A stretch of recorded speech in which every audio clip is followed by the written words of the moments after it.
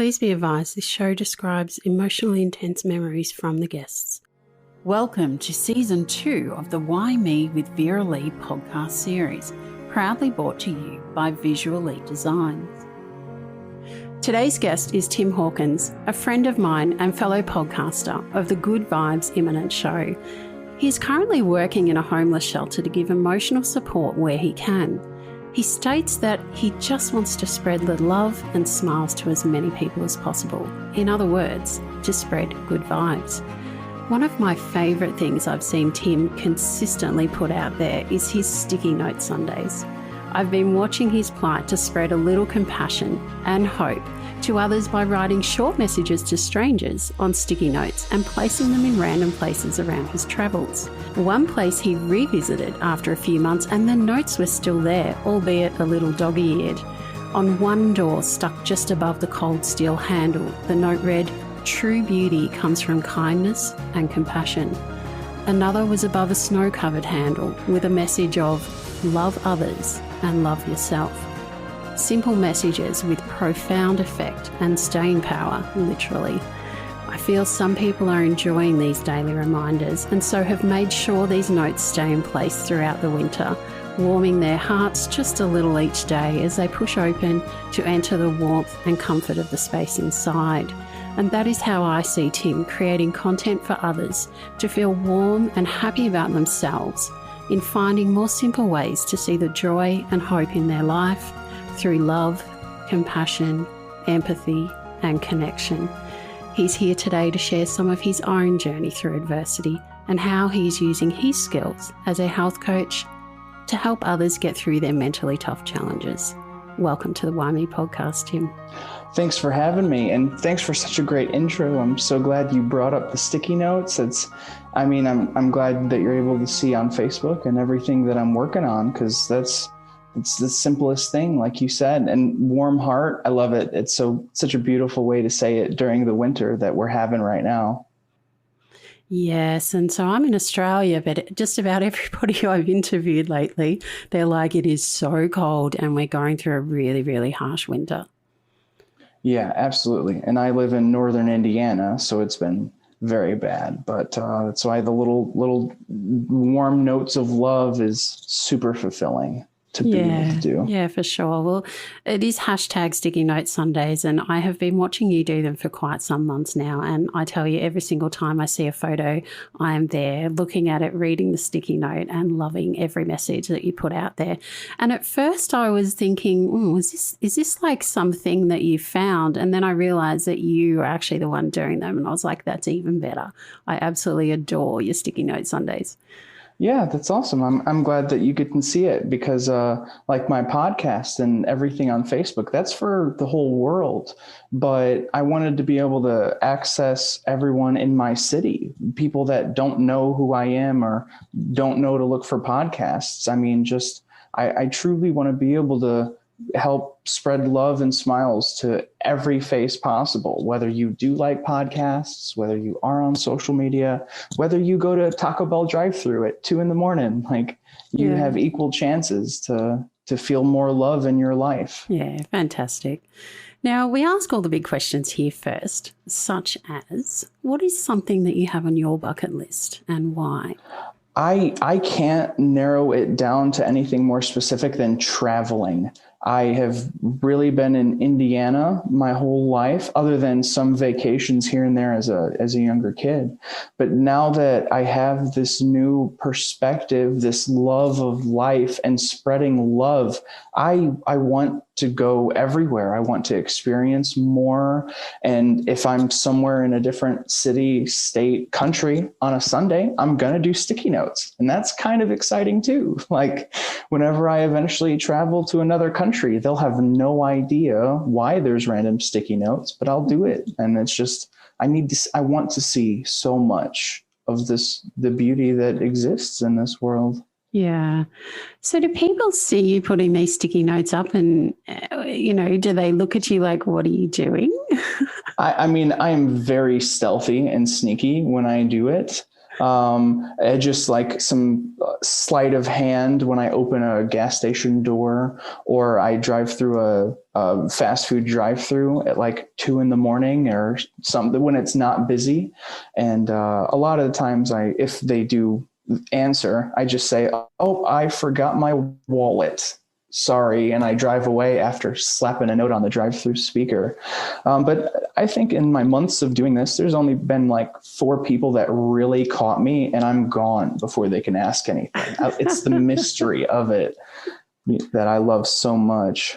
Yeah, I find it really interesting. I love it. And it's interesting to me that you say that, you sort of get out of there before people can ask that question because it's the mystery of these notes. Do you think at some point in time you might hang around to start some of those conversations with people?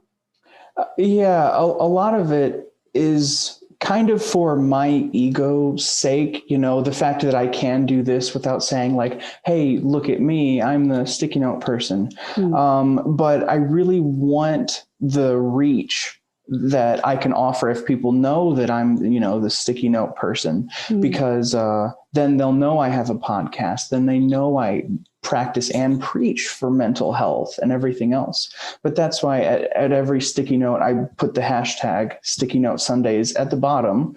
And I have had some people reach out. So if you ever see a note, you can find my Facebook. You can find my Twitter just by searching that hashtag.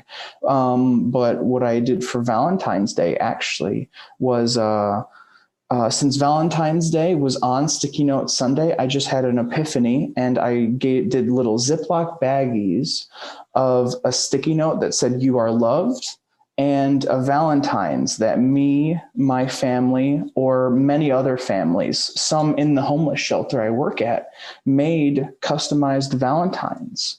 And I made about 300. I went to nursing homes, hospitals, and bars where single, lonely, depressed people might be. And I just handed out hundreds of "You are loved" sticky notes. And so that was kind of nice because some people were like, "What is this? Oh, are you the sticky note guy? I've seen these all over." So I got some of that hands-on touch because like people got to see the name to the face. And that was really magical because I love hearing the stories like, "Oh, it's been 3 months ago. I was having a really tough time. And, McDonald's drive-through, your words just reached me when I needed them." So whether I know those stories are existing by being part of it, or I hear about them maybe never, those notes are passively creating good vibes for so many people. And that warms my heart, whether I know it or not. I love that. It's the power of the words that you are spreading, even though you might not be saying them directly to somebody, you're still having an impact for those people who are willing to receive them. And they don't know who you are. You don't know who they are. And at some point, those paths may cross. How was it feeling to you when you got those sort of reactions? "Oh my gosh, you're the sticky note guy." On Valentine's Day, it was pretty special because, like, as I said, most of the ones on doors get removed pretty quickly. The fast food drive-thrus are easy because you have to like get out of your car to remove it. So no grumpy Gus's are going to do that. And like a lot of different people actually came up to me while I was there and just say like, does anyone else do this with you? Is it just you? And I'm like, "Yeah, it's just me. I got a lot of time to kill on Sundays." and a lot of time and a lot of good vibes to hand out. And, but it's truly special. And I would say probably the first real special reaction I got was right around December. Someone on Facebook, I didn't see this post. Someone tagged me eventually, but someone was like, posted a picture of one of my notes somewhere. And under her status, she said, "Someone help me find this person. They don't know how much they're helping me get through this tough time." And then someone searched the hashtag, found me, and I got to see that. And like, here are like 8 people talking about the notes they see all because this one person. And like, I've been in pretty close contact with her. Like she got in detail with me about like exactly how tough her life was at that moment, and that she didn't feel like she had anyone. And then, so she found my words when she needed to, and she reached out for me through the hashtag when she needed to. And that was easily the most fulfilling moment of the Sticky Note Sundays so far. Just to really know how much of an impact, 10 cents of a note and some Sharpie writing can do. Like, that's it. It's fulfilling. That's exactly what it is. Fulfilling for you as well as the people who are seeing the notes. How did you come up with this idea? Well, it was kind of on accident. And actually, this is something I think of you a lot. In the podcast conversation we had before, you were a 10-minute guest on mine. A lot of what you said was visualization. How you can externalize it, visualize it. And I was channeling you in one of my podcast episodes. And I'm like, you know what? If you're struggling to feel loved or something, write a sticky note on your wall saying you are loved.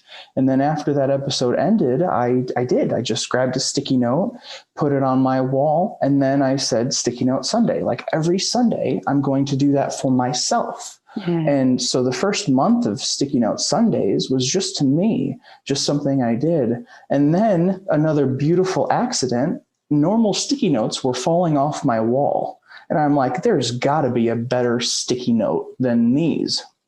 So I Google it, and there are these things that are called full sticky notes. It's like a sticker. The entire back is sticky.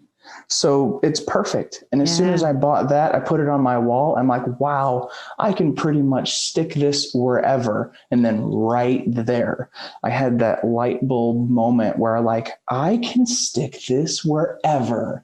And then just, that Sunday, I took several different sticky note pads, and I experimented. I tried one drive-through. I tried a few gas station doors, and then 2 weeks later, when the drive-through one was still up, I realized that I really kind of stumbled onto something, and but all from just a few accidents. And that's the best thing, like that I didn't have the intention. I didn't know it was a thing until I made a decision after a decision.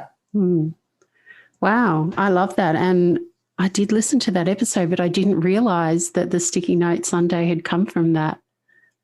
Yeah. Wow, that's really cool. Yeah, absolutely. Just everything in my podcast is like trying to make mental health, good vibes, and personal emotional intelligence as strong as possible. And a lot of the ideas come to me through me in my podcast. Like I have these moments of realization, and that's the thing. Like I'm improving myself as I learn how to help improve other people.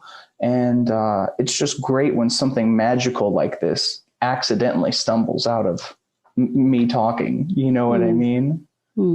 Accidentally on purpose. That's a good way to say it. Yeah. Yeah. It's like sometimes these things are going to happen, and whether we are open to finding or recognizing that opportunity sometimes. And there are lots of opportunities that come across our path in life, and we don't always take each of those opportunities for lots of reasons. It could be the space that we're in. It could be that we've already taken another opportunity that's consuming our time or our effort at that point. But I love the fact that when opportunities do come in, it can feel accidental. It can be just a matter of I just happen to be here or having this conversation, and then this thought came to me, and I thought, why not? Why not? And I love that. Yeah. And just going with the flow. Like once you realize that, I don't know, we'll talk about it a lot, but being in the present moment is one of the biggest things I can attest to. Like if I would have been focusing on a negative day tomorrow or a positive day yesterday, I wouldn't have been so in the moment to accidentally on purpose start Sticky Note Sundays, Yeah. It's just, it really is a lot of making as much of your focus as productive and in the moment as possible. And then you just take every minute and every second as it comes.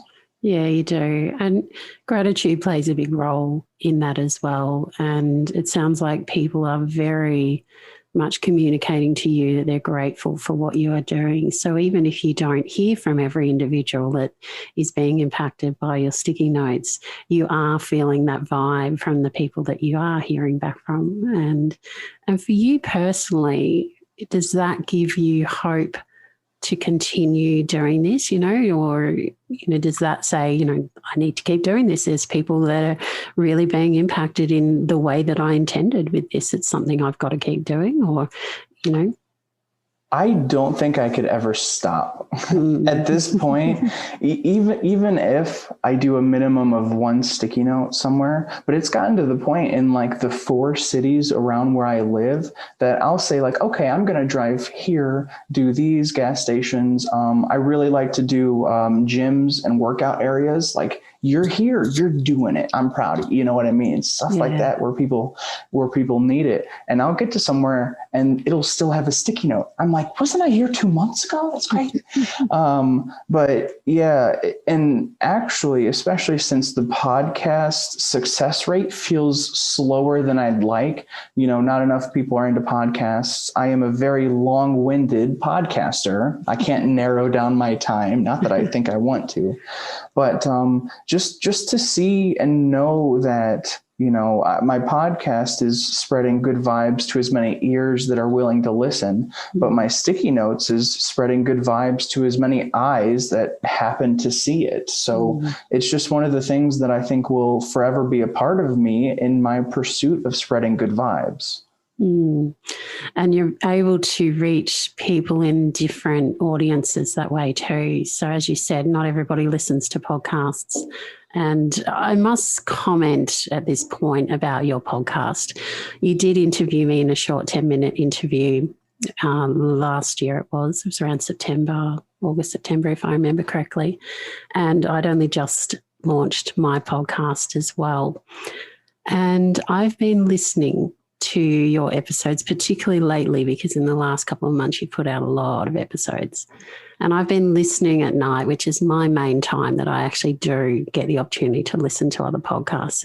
And I do that when I'm in bed, relaxing. The lights are off. I put it through my boombox, so I've got nice, deep sound. And I've been really enjoying listening to your podcast, not only for what you're saying and the messages you're communicating, but also for your voice. Now, this for me is rather interesting because every single guest I've had on the show and every single person I've communicated with personally about my show has commented on my voice and how they feel very calm from my energy. And I'd like to comment that you do that for me. That's so cool, because I was going to be one of those guests that said they love your voice too. So to know that we have that mutuality is super cool.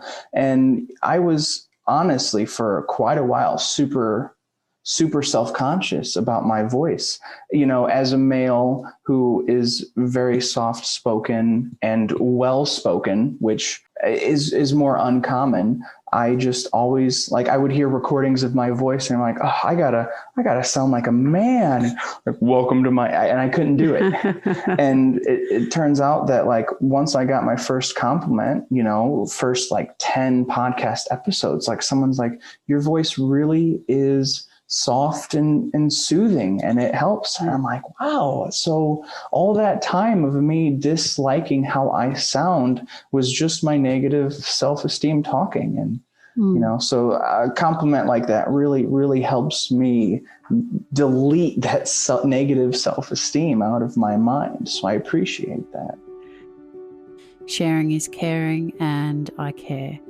I care about you. I care about your journey into learning who you really are at your core. And I care about my guests and sharing and honouring each of their stories, their unique presence in this world, and embracing who each of us are. You can follow me on social media, Instagram, LinkedIn, Facebook, at Vera-Lee Original, and on the new WhyMeMovement.com website, where you can book a call with me to discuss where you would like help and support in your journey and to determine which of my experiences can best suit your needs. I now offer the Embrace one-to-one mentoring to help you gain clarity of purpose, learn the skills to live a more fulfilling life, and to feel more inspired, connected, and empowered to create positive change aligned with your personal aspirations. There's a whole lot more on the website. I would love for you to go and check it out, WhyMeMovement.com.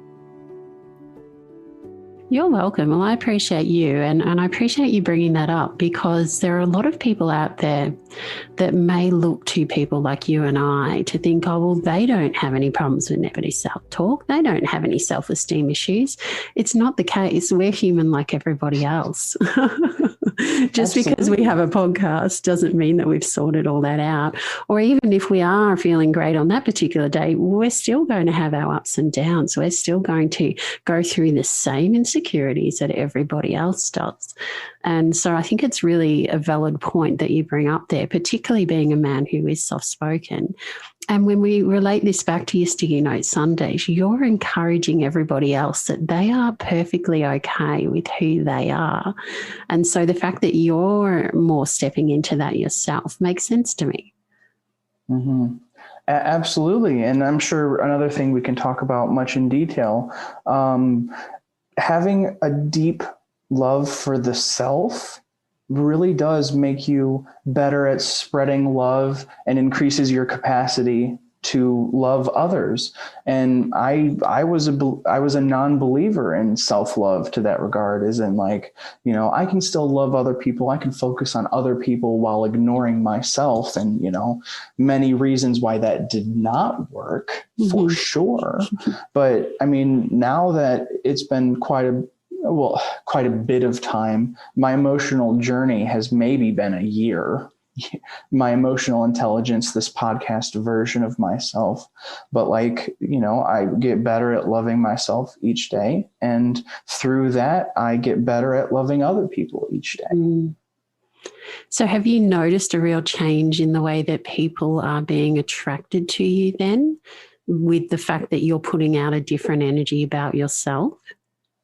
Oh, absolutely. I think the fact that people call me genuine or not fake, therefore the same thing, is probably my favorite compliment the more I hear it, because, like, we are in a fake world of pretending.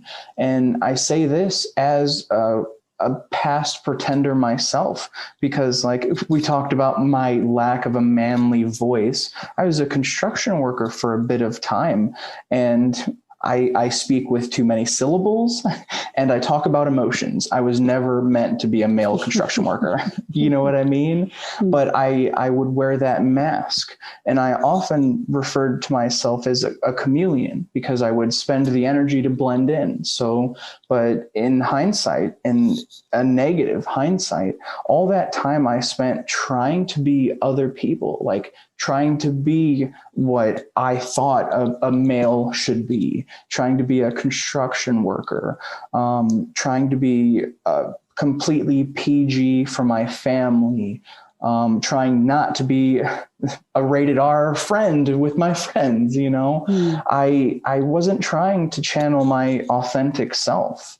And so now that I've been getting better and better, faster and faster at knowing who I am and becoming that, I mean, I'm getting compliments like genuine daily, to be honest. And it's not me faking, and I'm just able to give out 100% of my energy, which is almost all good vibes. I love that. And it does take a lot more energy to be somebody else, to be putting up a persona, to be wearing that other mask, and particularly if that changes around other people. I just did a solo episode about the power of words and about how important it is with your identity for your own sake, to be comfortable with who you are in every situation. And that isn't always possible if you are around certain groups of people. For example, being a young male who talks about emotions in a construction industry, no one's going to listen. And you may end up with some other issues going on and consequences of that. And so it's not always going to be possible. I think as a woman, I can get away with that a little bit more because generally society accepts that women will talk about these things perhaps a little more than men. But I think it's one area that society and culture can change. And as an example, the demographics of who listen to my show, and everybody who listens to my show knows how deep we get on this show, is an almost equal mix of men and women. That's super cool to be able to find out, because like you said, the demographics aren't exactly equal in which types of gender and everyone else talk about emotions. But it's definitely something that can and is maybe slowly, but is changing. Just of the people that have listened to my podcast, of the ones that, are guys, like this one guy said, I don't think I've ever met a guy friend like you. You're the only one that can encourage me to figure out what it means to be me. And I really want to be able to help people because I'm 28 now, but I haven't been okay with who I am for, 95% of my life because I always was comparing myself to other people. And I want to help as many people, as many guys, but either way, whatever anyone is, they need to be themselves. So I have a question for you regarding that. How did you make the decision to embrace who you were? That's a good one. How did I make the decision to embrace?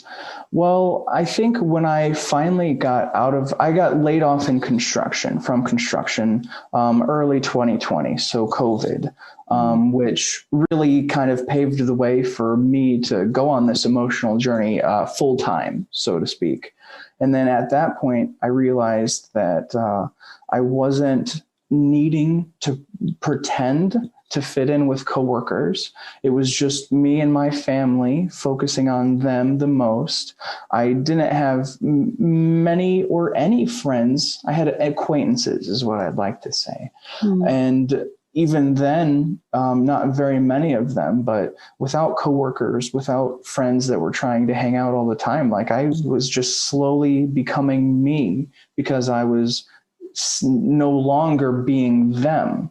And then, just like everything else, it just kind of happened on accident that I really channeled who I was and realized I can no longer pretend because I know who I am. It's a really interesting journey. Do you think that if you're in a one-on-one situation with any of those guys you used to work with in construction, that maybe their response would be a little different to opening up about emotional experiences rather than as a group of guys together? Yeah, that's a very fair assessment. The mob mentality.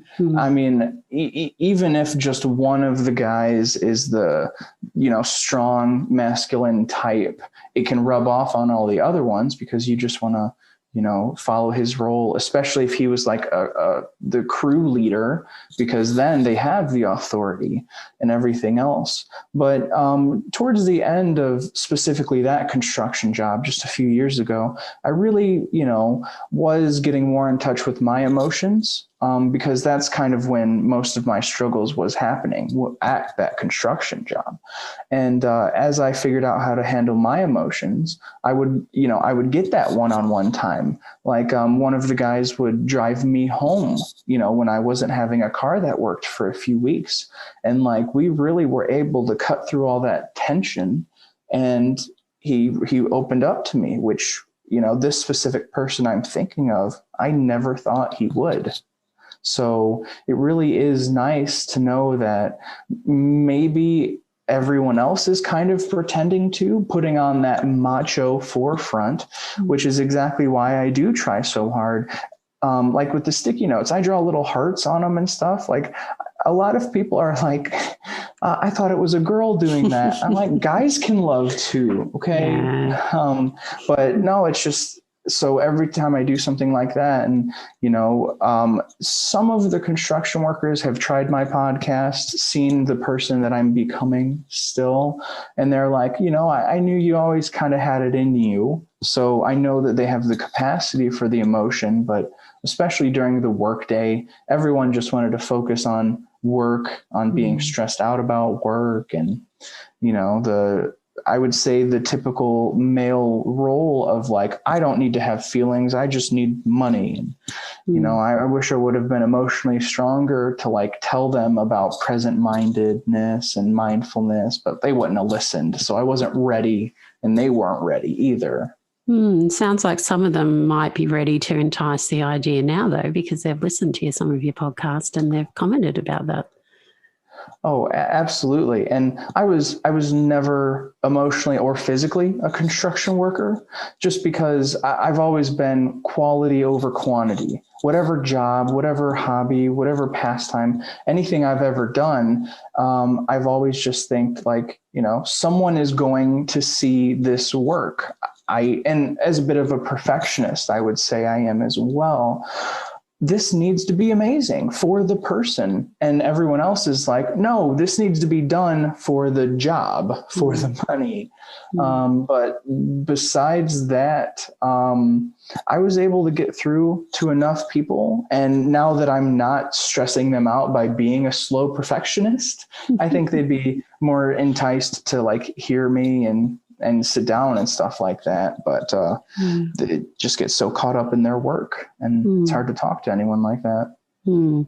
Yeah, there is a time and a place for some of these conversations. And the fact that podcasting is on demand allows people that space, so that awareness becomes key for people like ourselves who are hosting these podcasts. Awareness is key so that there is an opportunity there, and whoever shall decide to take that can take it in their own time, when they can concentrate on it, when they might feel that, the work day's finished and they've bottled up those emotions and they've worn that mask all day and they're exhausted and they just want to hear some real talk. Yeah, that's true. And that's why I still try to send it to some people. I mean, every time on Facebook, even though there's only like one like on this week's podcast episode, it's one of those things I can't stop, because the construction workers who are stressed out, probably scrolling through Facebook, just maybe one time they'll be like, all right, I'll give Tim a listen. Yeah. And then, that it becomes the point where it's enough out of our hands, but still in our hands enough to try. You can lead a horse to water, but you can't make it drink, Yeah, that's exactly right. Yeah, we all have responsibility to ourselves and our own emotional and mental health. And we can ask for others for support. But the important part of that sentence was, we can ask for others for support. When somebody tries to impose something upon you and you're not ready to hear it, that's wasted. That's actually often going to do the opposite effect and have people resent and push away. And so I like your approach that slowly, people will come around to receive the messages that they decide they want to hear, which is great. I do sometimes stress that, I see a lot of people go into the same cycle of self-destructive habits and negative thinking. And as politely and lovingly as possible, I just want to tell them, like, you're doing it wrong. But there is no right, there is no wrong. But I mean, either way. And a lot of my insight about this comes from the fact that, like, if this Tim, this podcaster right here, if he tried to talk to me 10 years ago, would I listen? And so that's a very humbling perspective, because it helps me try to realize, like, what could I have said to bring all this mental health issues to light before I was on that self-destructive habit. Not that I would change my life or my adversity or anything like that.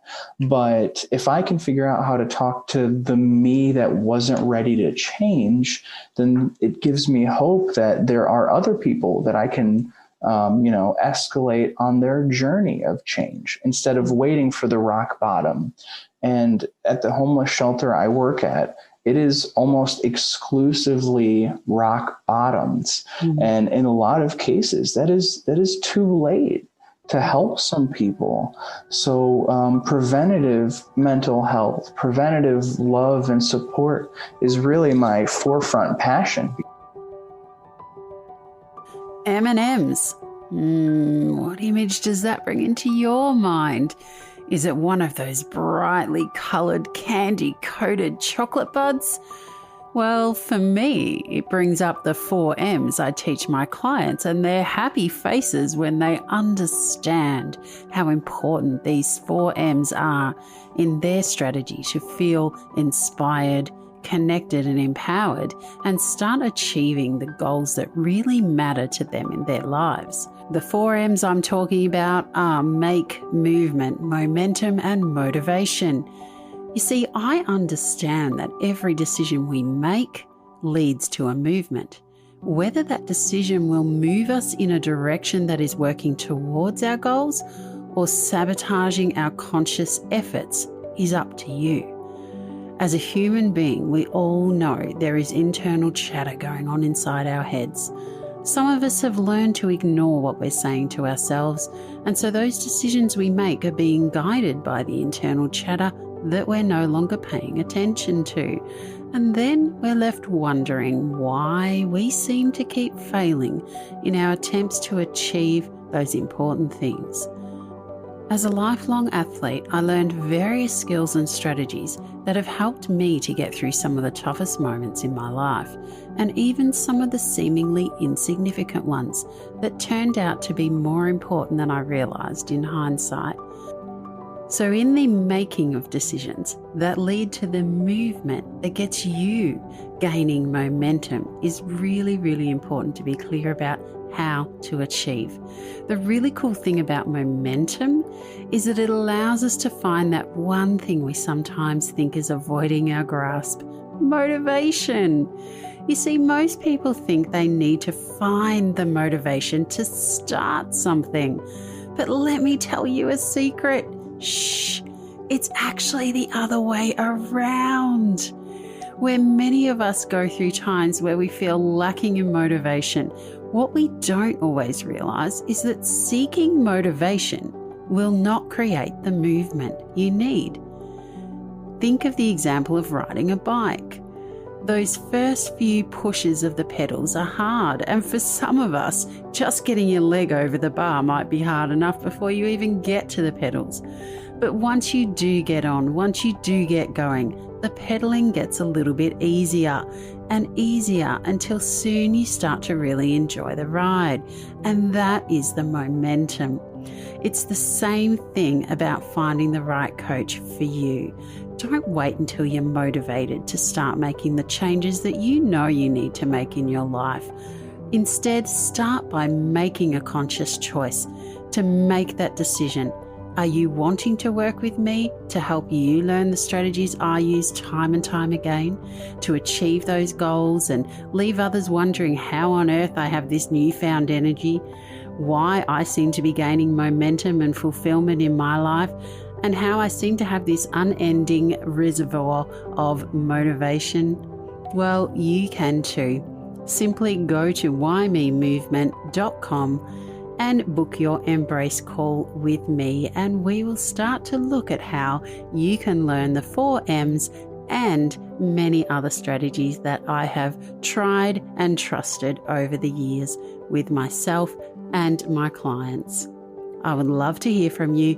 That is at WhyMeMovement.com, and remember the hashtag WhyMeMovement, because what comes after that question, why me, is the movement. Then you'll find that you can make the momentum and discover that elusive motivation and never finding yourself in a situation again where you don't know how to get started, because I can give you the strategies that you need to never be stuck again. It's an interesting concept, the rock bottom, and definitely some people, I was just having this conversation yesterday in one of my interviews, some people in hindsight realize that they needed to hit rock bottom, as you said, to be motivated to change. For other people, when they hit rock bottom, they don't seem to be able to get back up. Why is it, do you think, because you use the words then, for some people it's too late. Do you think that it's too late forever for them because nobody can now reach them, or because they're not letting anybody in? They've lost hope themselves, and so they're not willing to participate in the work, the inner work required to get them back from rock bottom? I would say it almost has to be a mix of those two. As I've said, the experiences I've had from just the 5-ish months of this, the place that I'm working at, I was going to say it, you're in Australia, you wouldn't know, but the homeless shelter I'm working at, it really is a mix of their rock bottom, or plural rock bottoms, their fourth rock bottom, so to speak. They are so deep that even the most loving, empathetic hand cannot help. But not only that, hearing more of the backstories that a lot of them have to offer, it ends up being like they don't know how to get support or to feel supported because they've never had any. And that is the hardest part for me to realize. Like, truly, I have been blessed with an amazing family, an amazing mother specifically, who just basically gave me all this love and is still giving me all the support needed to support other people. And to hear that, some people specifically had mothers that harmed them, let alone didn't support them, it is difficult to grasp onto. But to have, I have, an entirely full family of people that have quite genuine love and are capable and willing to support. And some of these people have never had not even a friendship level of support. It was just neglect and abuse in many different forms. And now, there's a few people that specifically come to the mind. They think help and the possibility of getting better is foreign, if not impossible. And I'd never want to say never. I just said never. That once a rock bottom is there, that there means there is no hope, because I'm way too optimistic to say that there is never a chance. It just gets very limited, and they have to be able to teach themselves how to get support. But how can they teach themselves if they've never been taught how to teach? And you know what I mean? Yeah. And there was actually, now that I think about it, just a few weeks ago, a gentleman that was truly struggling. And he said, as we talked about self-love and the importance is, and he said, I just don't know how can I teach myself self-love if I don't think I've ever been loved? And that right there was, exactly what you're trying to say. He has never felt the types of genuine love that, some of us might take for granted. And he doesn't even know what the concept of love can mean. How do you start? How do you start with that? And the answer is baby steps. I explained it. I have a sticky note on our dumpster where everyone smokes cigarettes outside, and some awesome stories about that too, because barely anyone know it's me. Like I said, I'm gone. So some people tell me about the sticky note guy, and I'm like, he sounds cool.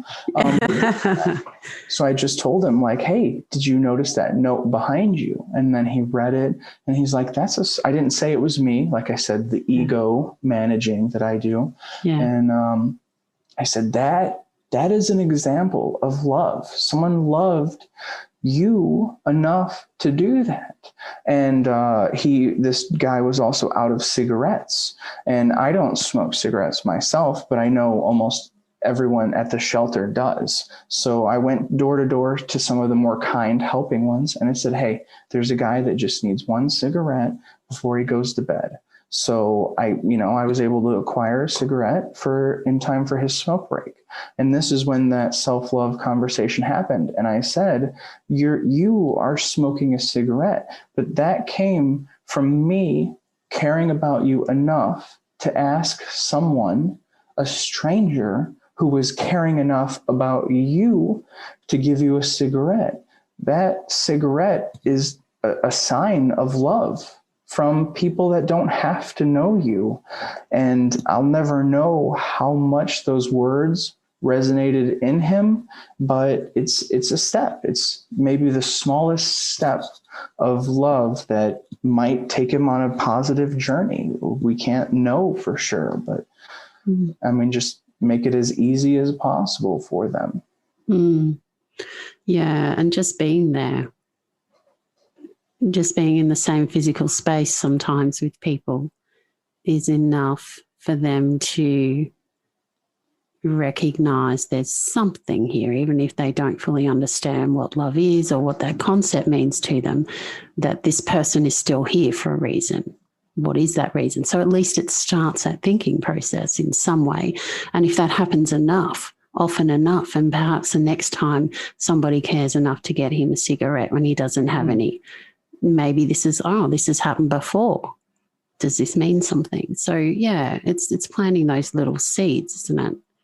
Yeah, that's a perfect way to see it. Like we can plant the seeds, but we can't water them. It's not up to us, you know. Yeah. Yeah, just as it's not up to us to pull out the weeds either. And we can help support them, but we can't physically do the weed pulling inside their mind. Right. Yeah, it's an interesting topic, and one I think we could talk for quite some time on, but I do want to find out if you have a book that's had a profound impact on your life, because there are many ways that we are able to receive impact and love and compassion and learning and awareness and education, and through talking and communicating with people and connecting is one way. Through books, a lot of us have learned about ourselves and other people and felt that connection, to a different world. So what books really had a profound impact on you? There's only one book that I can really, really attest to who I am, and it's called The Empath Survival Guide by Judith Orloff, I believe is how you pronounce her name. But I, for the longest part of my life, did not know what an empath is, and let alone that I am one, that my mom is one, and her mom has always been one. And so just to realize, and this was at a pretty crucial point in my life where I'm like, these amount of feelings aren't normal. All right. Something's going on inside of me. And it was perfect. I honestly, I was probably Googling, like, why do I have so many feelings or something like that? Like, I don't feel normal. And somehow the term empath popped up for the first time in my life. Like I've firmly known empathy and I've been familiar with the concept, but to be an empath, I mean, just to have it come so clearly. And then I read a few articles. I ordered the book almost immediately. Like, if I am an empath, I do need to survive because this is difficult. And I mean, I can't even begin to describe how many things in that book. And this was probably like, just a few years ago, but it was like right when I needed it the most. It was when I was struggling with who I am, my emotions, and all of life was crumbling around me. So to realize that, it is because I am an empath who has an abundance of feelings and I feel others' feelings. I think it's kind of hard to describe enough, but good vibes are energies, but bad vibes exist too. Yeah. And this whole survival guide was basically helping empaths not absorb all the bad energies too. And for me to realize that, and once again, visualize that people do have bad energies, and I do feel that subconsciously, and it contributes. So, that book, it was at a crucial time. And ever since then, I've been able to look at myself and my feelings differently to understand myself. It doesn't surprise me at all that book just popped out at the right time, though. I'm a firm believer in synchronicities and everything else. Like, one of my favorite terms, just because, the sticky note synchronicity, that there's no other word that can be described other than, and my favorite way to describe synchronicities is a coincidence that breaks statistical probability. The fact that I was at my, peak negative emotions, that I was Googling the right set of keywords, and then I discovered what it meant to be an empath. Like, it was so uncommon, yet so meant to be. I will put the link for that book in the show notes for people. I believe that a lot of our listeners will be curious to learn more. And I like putting these in the book recommendations because so many of us do like to consume material. As we spoke a little bit before, your sticky note Sundays are a visual way of absorbing material. Podcasts are another way.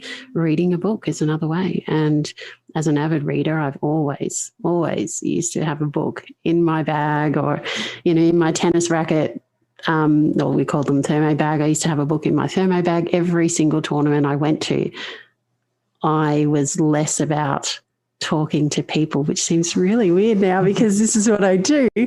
Right. But I was more focused on, I don't know how to socialize with these other kids my age. Let me sit down and read a book any day, So not only was it an escape from situations that I felt uncomfortable in, it was also me connecting to myself through reading these books, through the character development, through saying, well, I see myself in this person and, well, this is how they dealt with that situation. Maybe I can try that, next time. And I lived out a lot of my, early adolescence through books, and then eventually developed the skills myself, I think, which is, again, really interesting. And I also am an empath, and understanding the energy that you do pick up on other people, and also that you're equally giving out to other people, was really key for me in knowing when I could give energy back, when I could say, well, actually what you're giving me, it doesn't belong to me. You can have that back. And that was one of the most important phrases I learnt when I was going through my most difficult time, and seemed to be getting a lot of negativity from a lot of different people, one in particular, but a lot of other people too. And that phrase for me made sense. And I literally would put my hands out and shove and say, no, you take that back. That doesn't belong to me. And it was learning how to put up those barriers so that, positive, no problem, bring it on. But if you're going to throw this negative stuff at me that's got nothing to do with me, I'm not going to take it on board. That doesn't deserve my effort and energy. Let me work through this a different way and perhaps help educate you that that's what you're doing. So really interesting. Yeah, and that's a really good way to say it. Boundaries, whether you're an empath or not, like boundaries between the possible negative vibes and everything else, it's incredibly important. So I'm sure I'm going to be thinking about, you can have this back. Yeah. This is a very powerful way of putting it, I'm picking up what you're putting down, but I'm going to give it back. Yeah. Oh, that's definitely going to be stuck in my head because, the people that aren't empathetic, that don't even have sympathy, like they're the ones that spread the most negative energy. And they're also the ones that will never realize they're spreading negative energy. And, there's not exactly much we can do to prevent the negative energies from being spread. But what we can control is how we handle that. Correct. And that's huge. Give it back. Oh, I'm going to use that one. Beautiful. I'm glad you found some value in that. I know I certainly did. And I thanked many times over the person who gave me those words and explained that to me. Who's been an influential person in your life, Tim? I would say it would easily have to be my mom. She created this person, this caring, loving, empathetic person. And once again, she wasn't familiar with the concept of empath, and neither was her mom. This was just something that I brought up and educated them, like, hey, we're this. We are empaths. And she's like, oh, you know what? That makes enough sense, as I try to explain it to her. But I was thinking influential person as like a role model, a famous person, a different podcaster and whatnot. And I am definitely a mix of all of those role models and podcasters, but I am 100% my mom. Mm-hmm. So there's no way it can be anyone other than her. And as I'm 28 now, and she's getting more sick. She's got some chronic sicknesses, which is a key factor in some negative feelings I have. But therefore, like, I've been doing more work for Christmases, like picking up, like basically taking some of her role that she would always do for me and my younger siblings.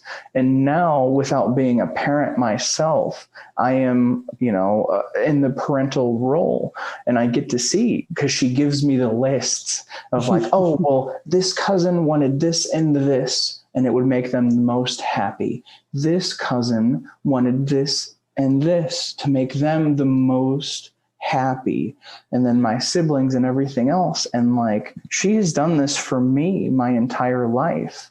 And, not to say I took it for granted, but I did not know, for the first half of my life, Santa was doing half of these nice things. You know what I mean?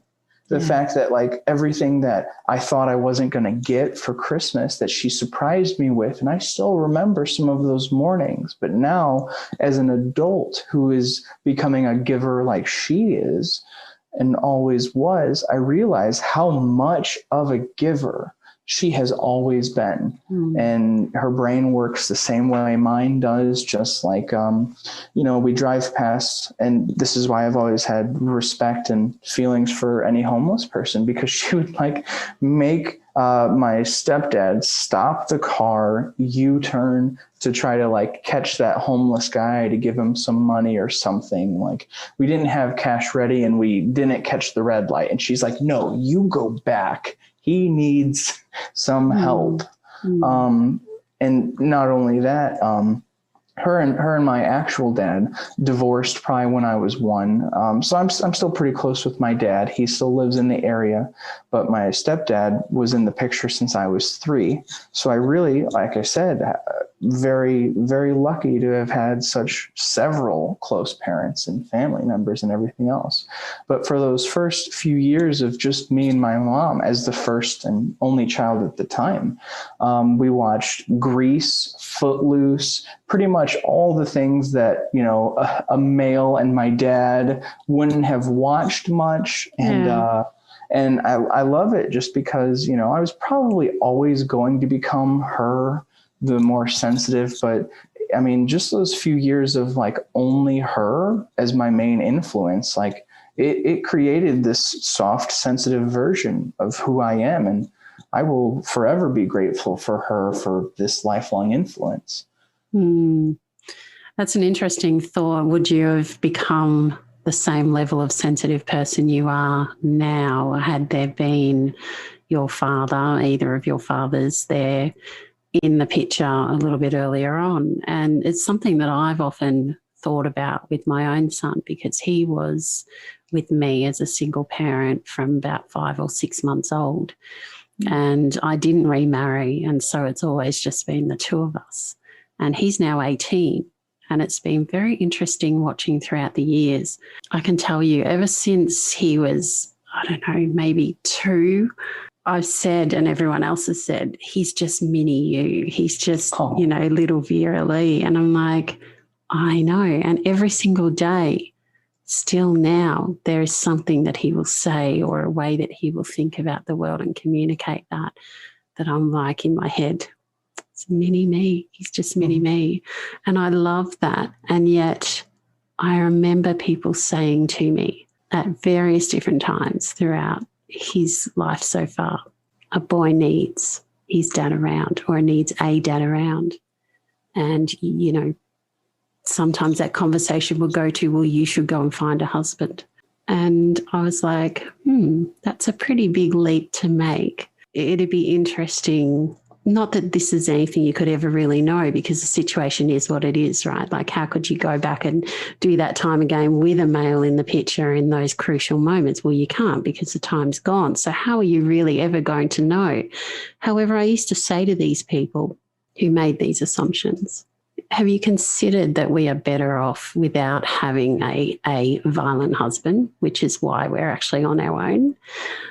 B, somebody who doesn't actually care for us. Are you really suggesting that I marry someone purely for the sake of having a man in the house where there's no love, there's no connection?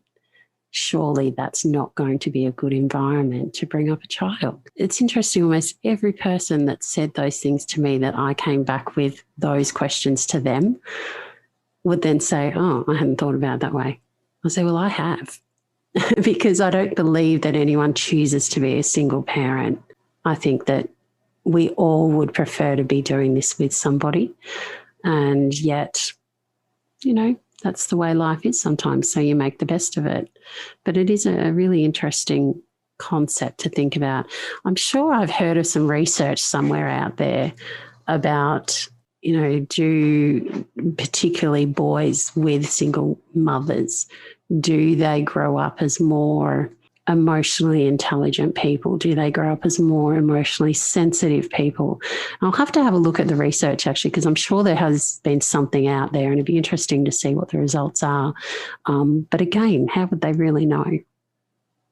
Right. And plus, like, it depends on the mom. Like, just because you're a mom and a female doesn't mean you're the sensitive one.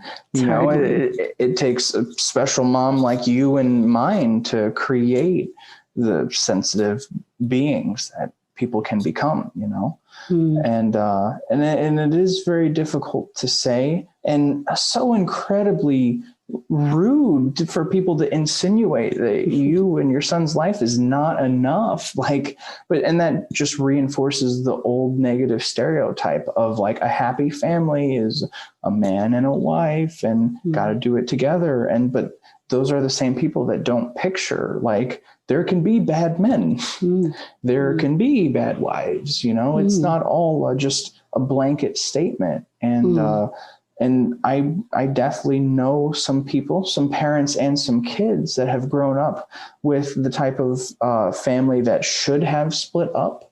And by that, I mean, like, sure, their intentions might have been good enough to make it work for the kids, but to know several of the kids from those stressed families, that's how they think to treat a significant other.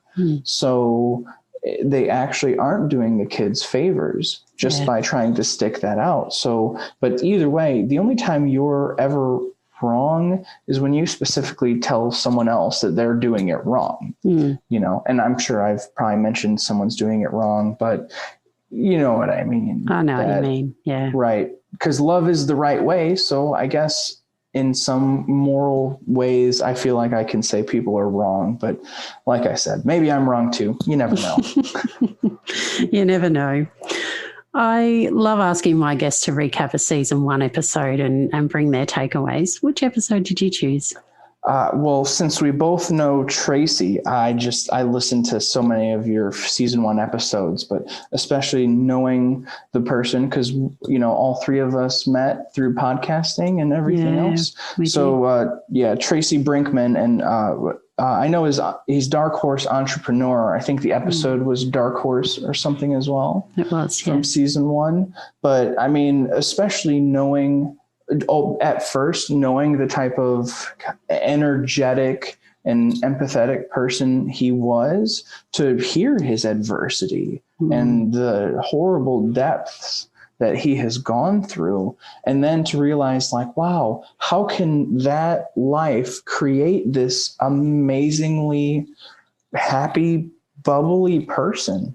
Yeah. And I think it really is just humbling, you know.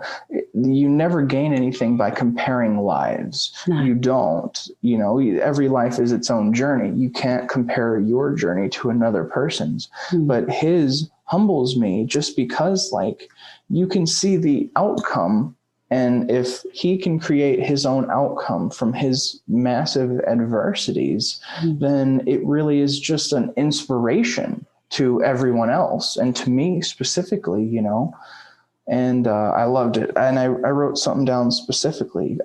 He said he would never change his adversity. And, you know, it's tough to say that like I would go through that again. But the best thing, and what I taught myself too, it was so similar. That's why like I really was hooked on his episode. But you just, after everything else, you just greet the world with a smile anyways, just because you can, because tomorrow is not promised and yesterday's gone.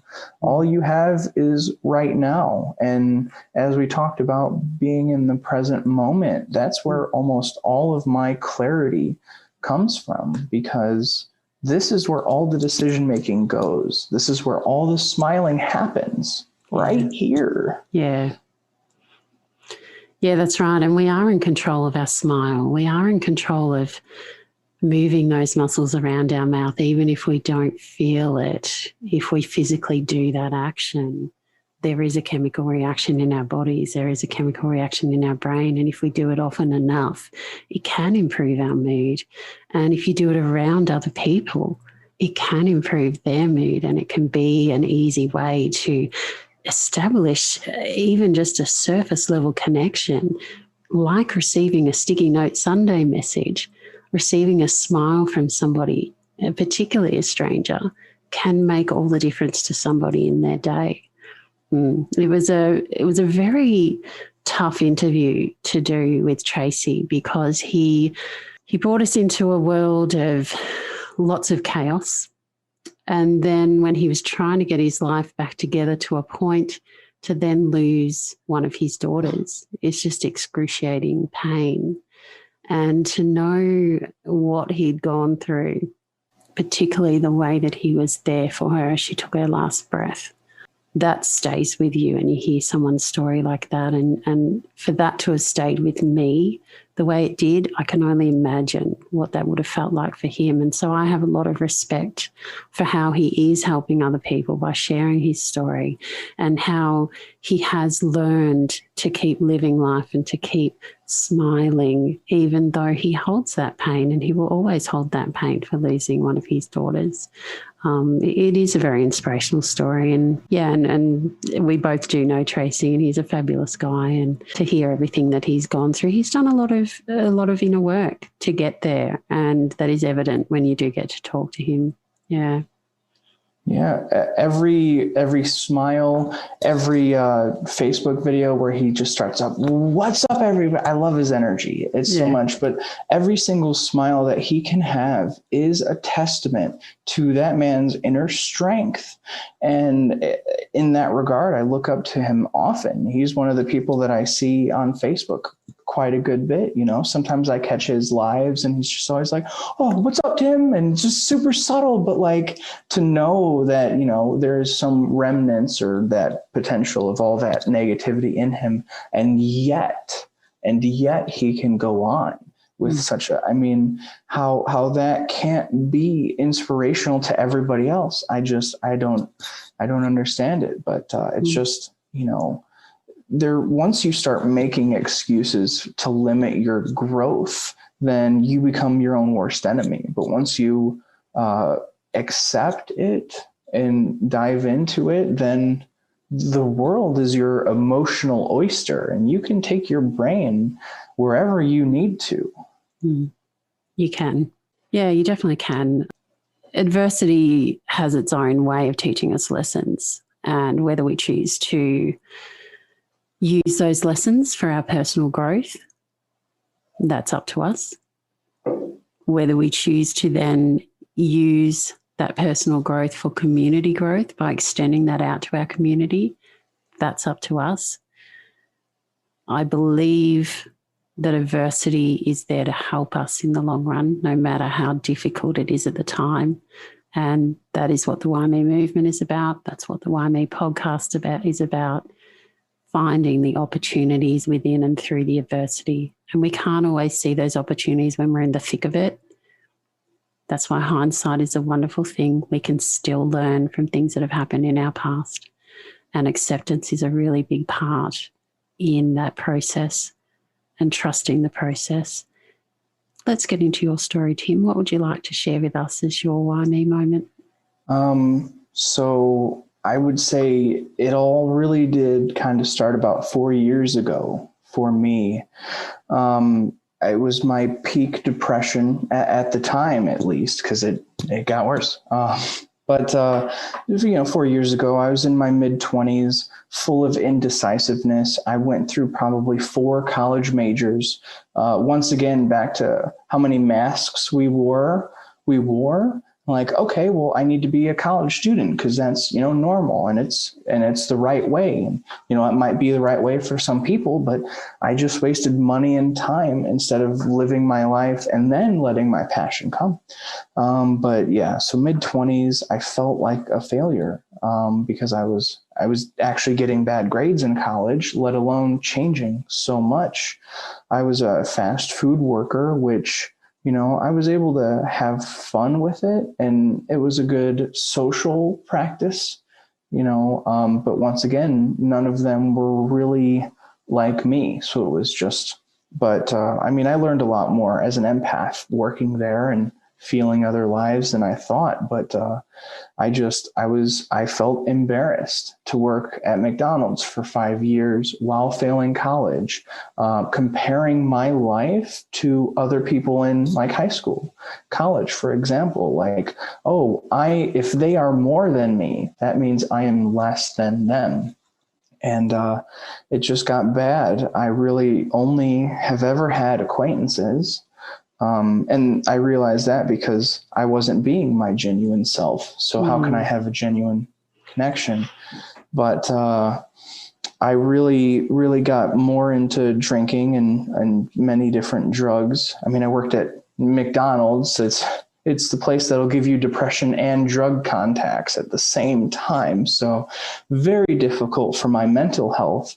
But my dad's mom, one of the sweetest ladies, the type of lady that remembers every cousin's daughter's brother, to give them a birthday card every year, a Christmas card with $2 bills.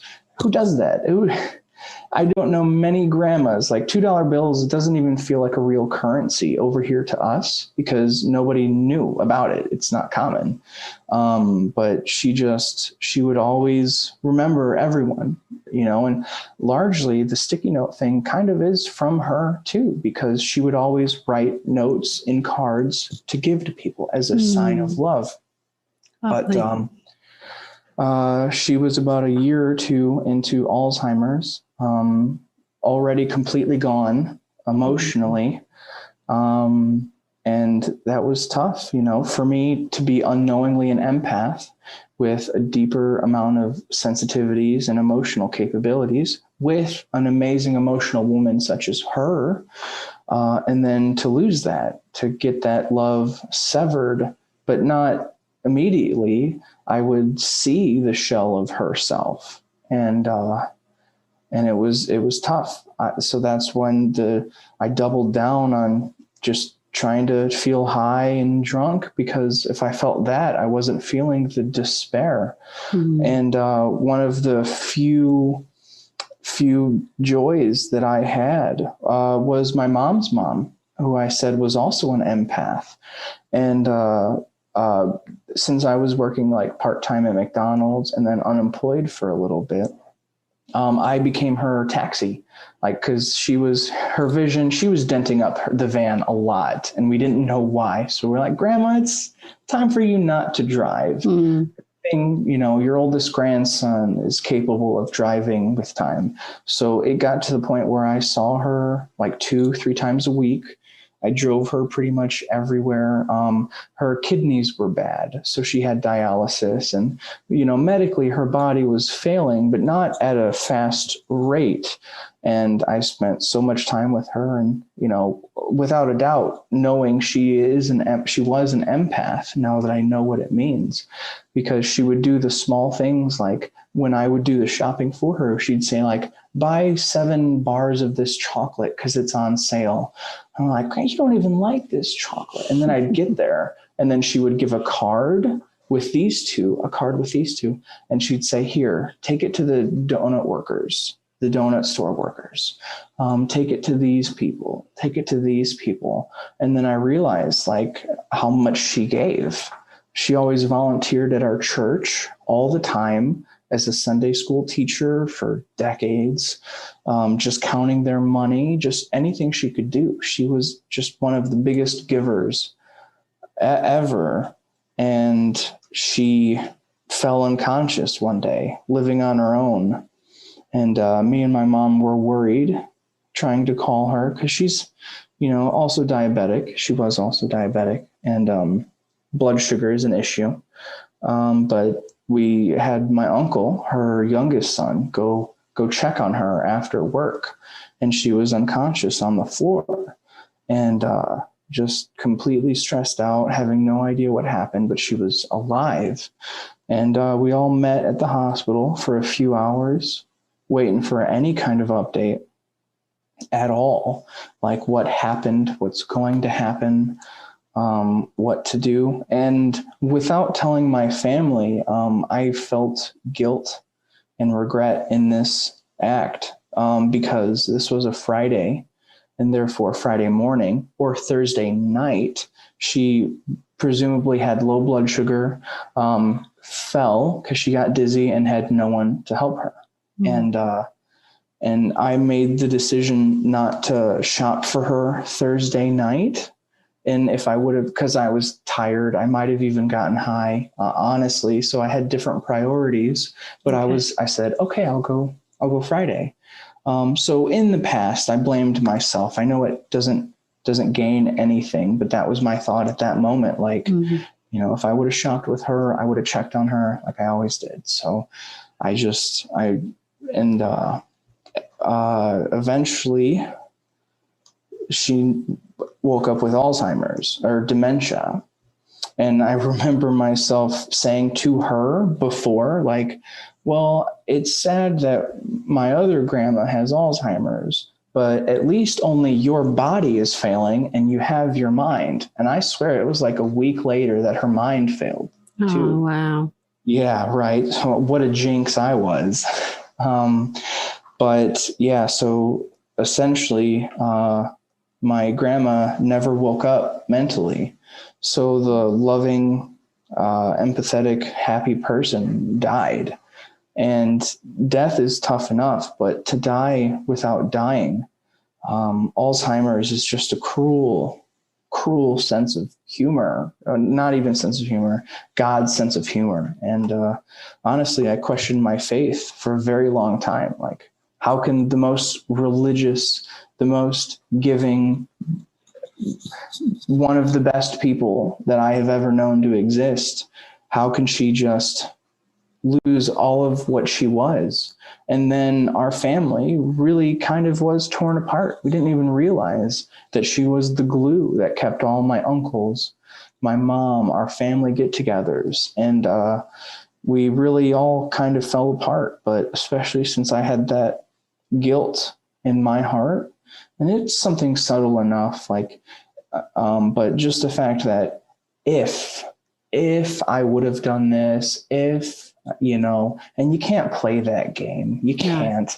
It's a losing game. Yeah. And it was super difficult, but she was about that way for a year before she did pass. Mm-hmm. But I now had 2 grandmas that, I felt obliged to visit in the nursing homes just to see, just if the chance that they were there, any remnant.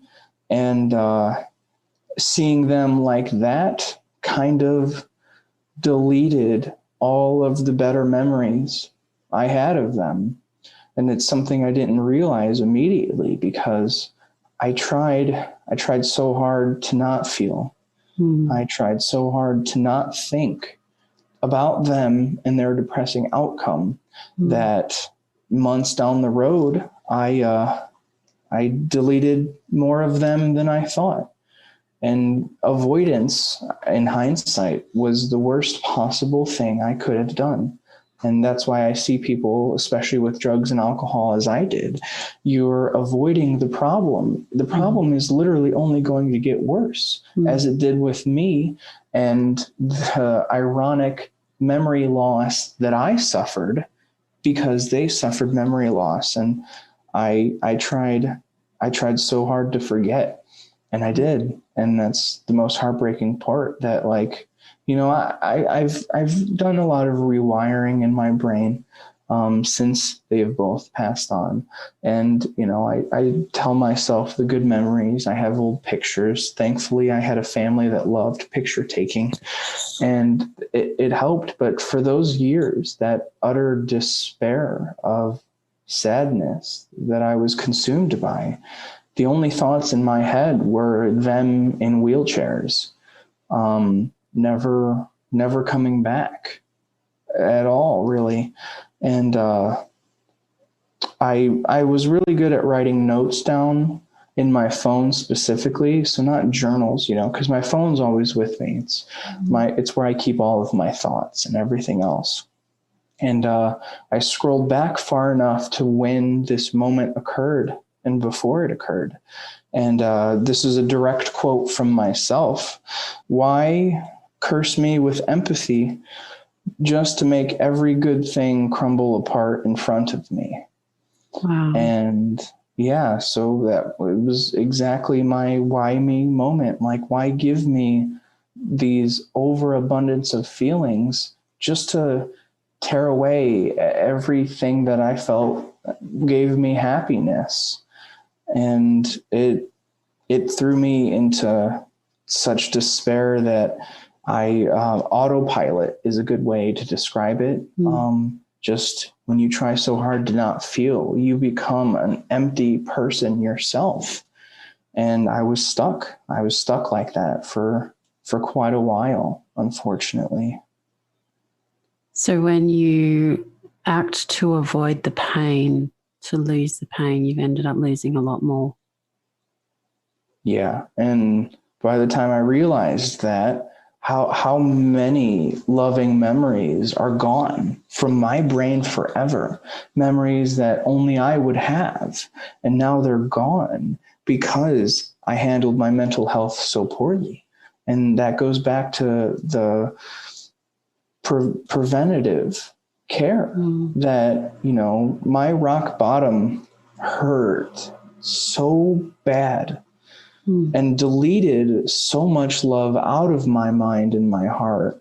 If I can help one person not get to that point, then that's all I can really hope for. That's what motivates me. I want to bring you back to a few words that you used and then ask you a question. You said that you were essentially watching both your grandmas die without dying. Did you ever realize that what you're describing to me is essentially what you were doing too, in a different way? To myself? Yeah. And the double irony with their memory, the loss of their memories made me lose my memories. The empty shell they became is what I became.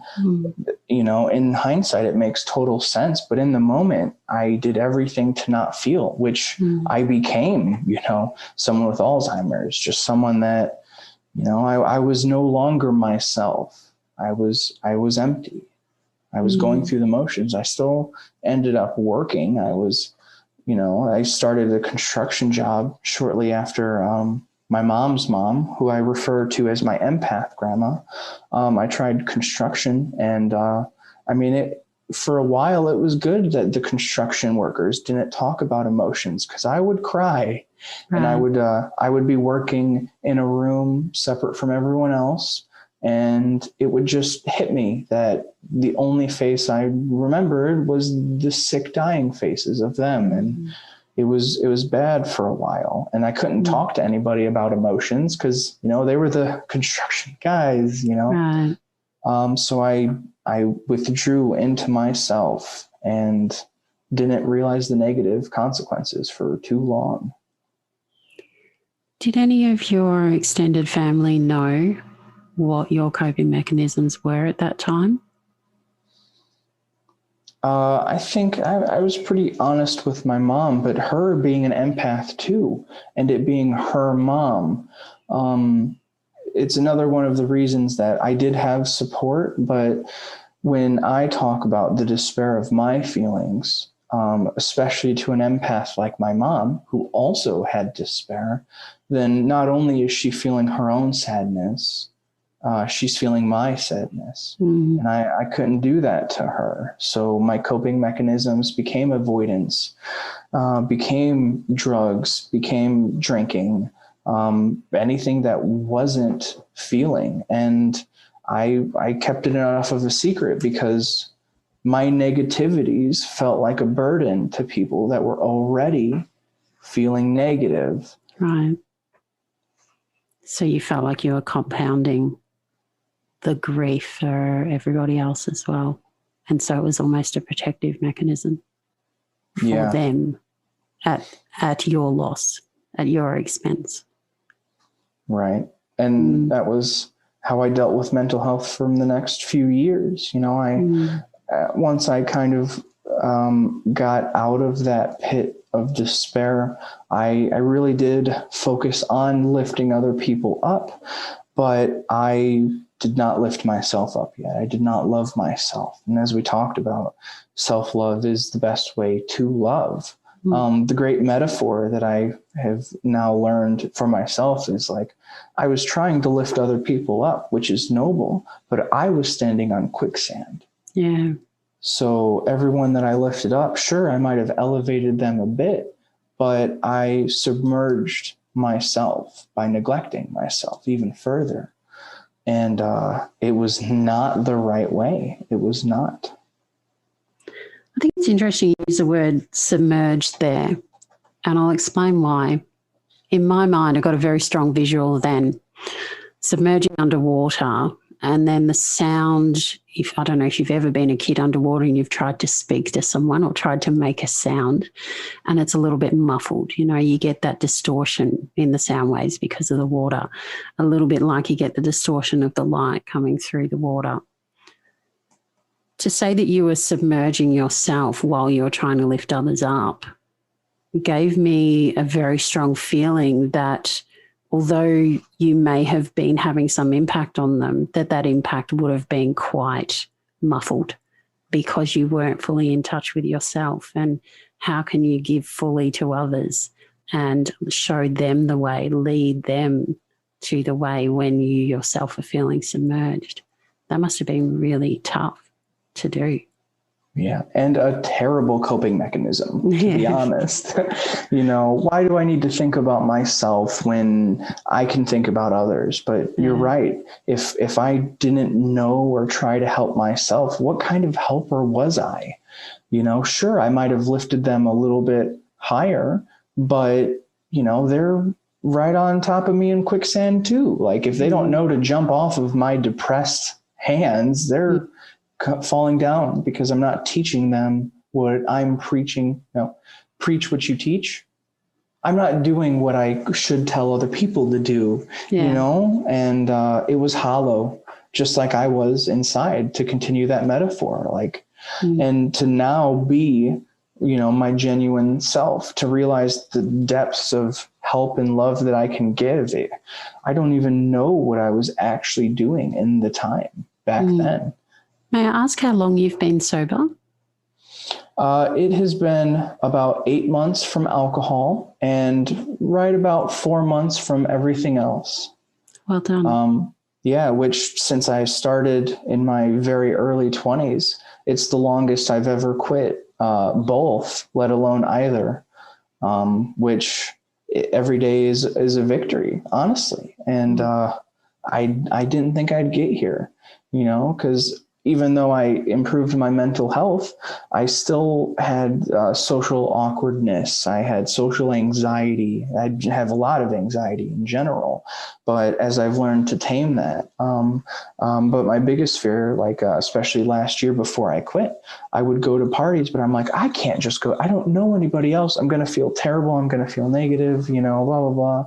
So I'm like, okay, well, I'll just do a little bit just to blend in, but then like at that specific party I'm thinking about, I realized that, dependency doesn't mean that you need it, you feel the craving, but so much to say that to achieve the best version of myself, that in that moment, I felt like I needed to be high. And which means I was denying myself the capability to do it. And especially before I got the job at the homeless shelter, I think before I even knew, I didn't know that I was going to be working here, but I didn't want to say like, you guys can, be sober. You don't need drugs to do life, but let me go do some drugs. So it really was a good timing. It was exactly when I needed it. So I can tell people, I've battled, sure, I haven't done the harder substances like a lot of people in this unfortunate circumstance have done, but either way, sobriety is sobriety. Yeah. And, to be able to bring that up with people and say like, it's possible, I had struggles, I had adversity, I have sobriety, and it really helps me connect with people to be able to say, I beat what I thought I couldn't beat. So did you step into your sobriety for other people or for yourself? Oh, absolutely for myself. But it was just an added benefit that I was able to say it, It was just like I've quit a few different times. I really have. But it felt hollow because, it never lasted. I think the most I ever got was like a month. And if I ever quit substances, I would drink because that was legal and I felt more okay. But no, this time it really was like, I tell everyone what the best version of yourself means. I say it all the time. And yet my best version is being high. I cannot accept that. Because then I'm telling everybody else like, oh, if you feel awkward, just get drunk. No, there can be better ways. Now I don't think I can say that I would be who I am without those chapters of my life. It really helped open my mind to some degrees too. But I would not be this, and to say finalized version, I'm never finalized, but this is just the most recent version of myself that I am happy with. I'm happy with who I am. And I do love myself, even on the bad days. That's a really valid point. And an important one to stress, that even on the bad days, you need to be able to hold that appreciation and love for yourself, because it's on the bad days that we need that the most. They're the days that are the most dangerous for breaking that sobriety, for getting down into those depths again.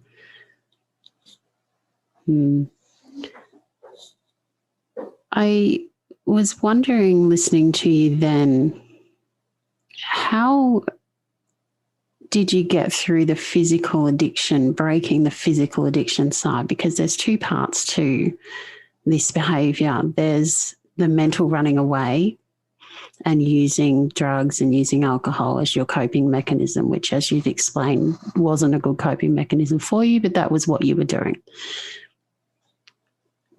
So you've tried to break that mental link to say, okay, let's stop this behaviour. This is not lifting me up. I need to learn how to get through this situation. I need to get through this adversity. I need to get through this grief by feeling these emotions and doing some of this inner work.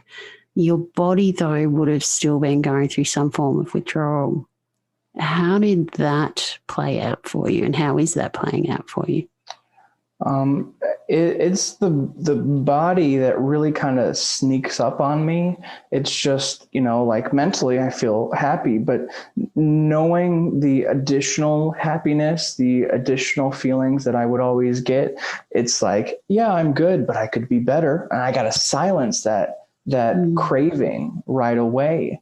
But as far as the beginning, really cutting off bad connections, so of the acquaintances I had, of the bad influences that I had, that first month was pretty much like I replaced a lot of the bad influences that I had known for a bit of time, and I added on Facebook, like I'm in Empath Facebook groups, the podcast groups. Anyone that's like was smiling in their profile picture, added them. Anyone that had good vibes anywhere on their profile, added them. And then all of a sudden my status feed was full of uplifting things. Yeah. And then, I was talking with them instead of talking with the people that like, hey, what are you doing later? And it really helped take both my mind and body off of it, just knowing that, I filled my mind with so many things and I wasn't around any of the stressors and triggers that made me want to, use any of the things that I wanted to.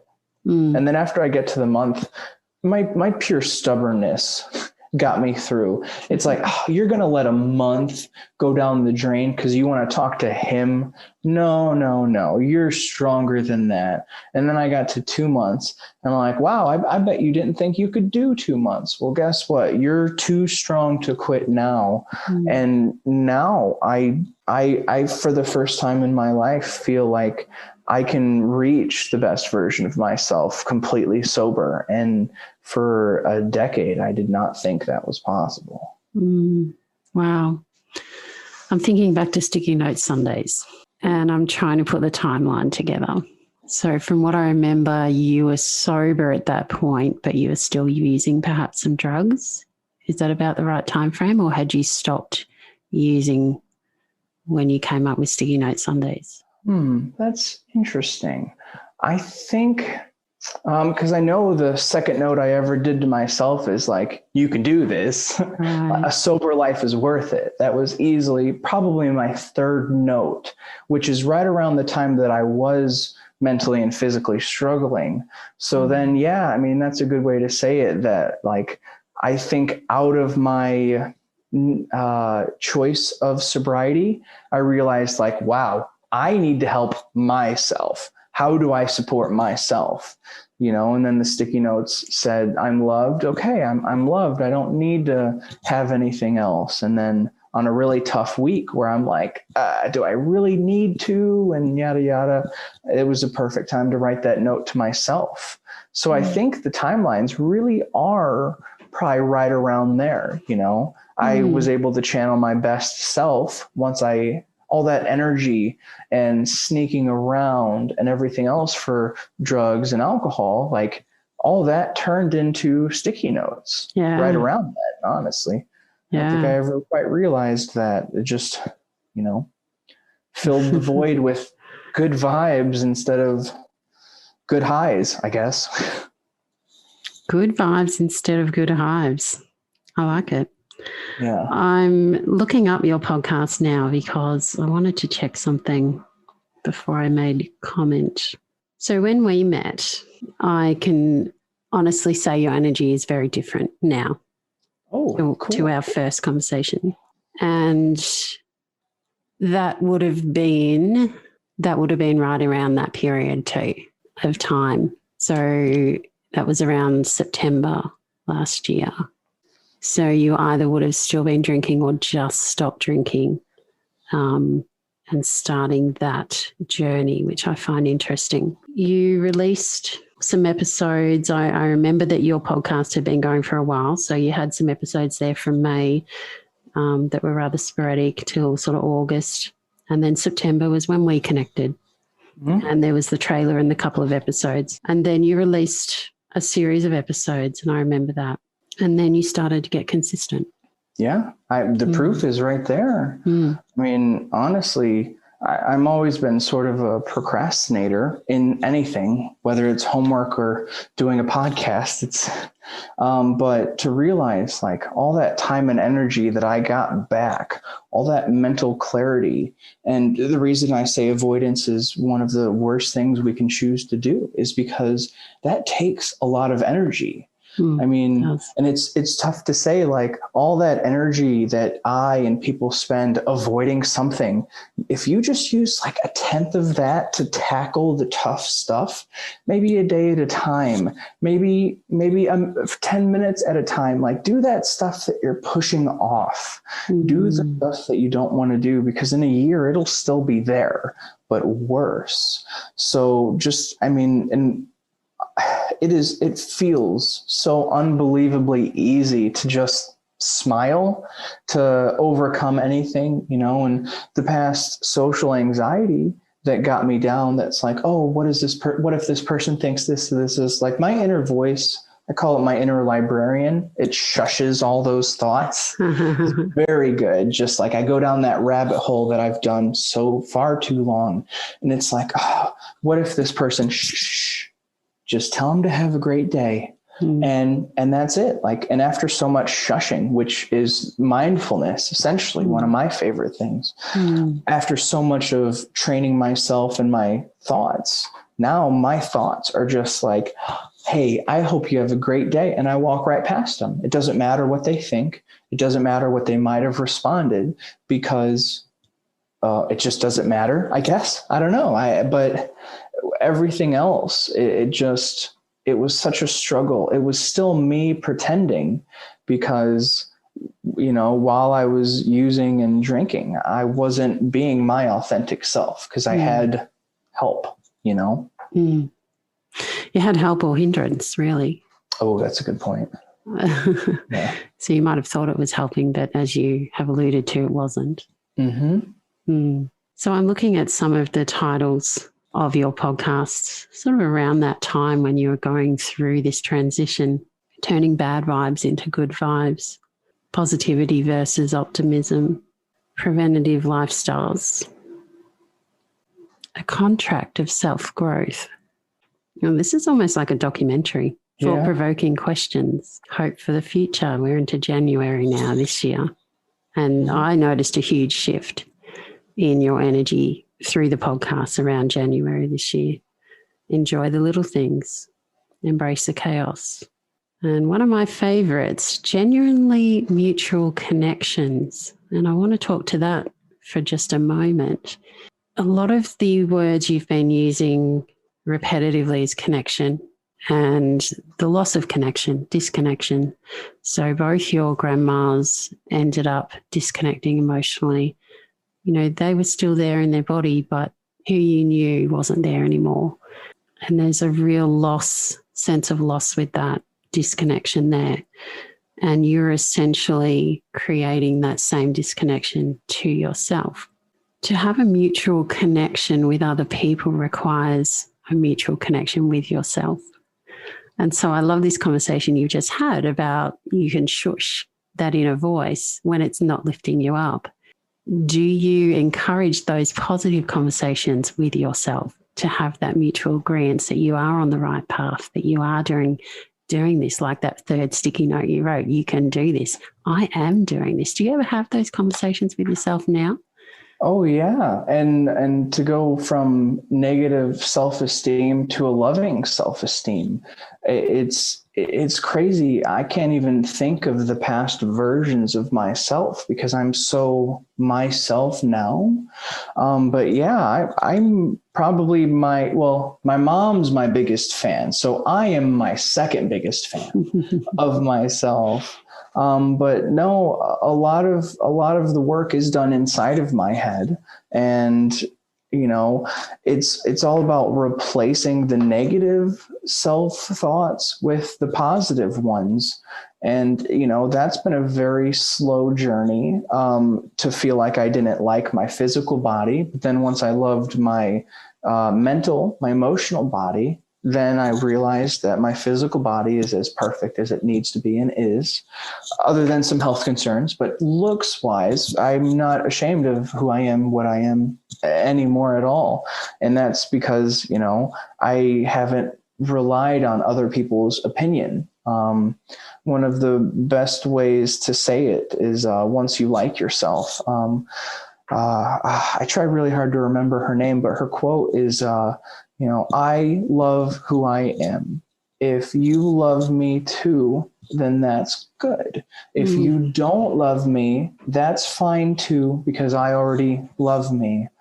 And that's just, something I've told myself a lot. Not that I need to as much anymore, but definitely in time, just because if I ever didn't feel loved by myself, if I ever didn't feel good enough, then I would make negative decisions in the direction that I thought would be good enough. And it wasn't good enough.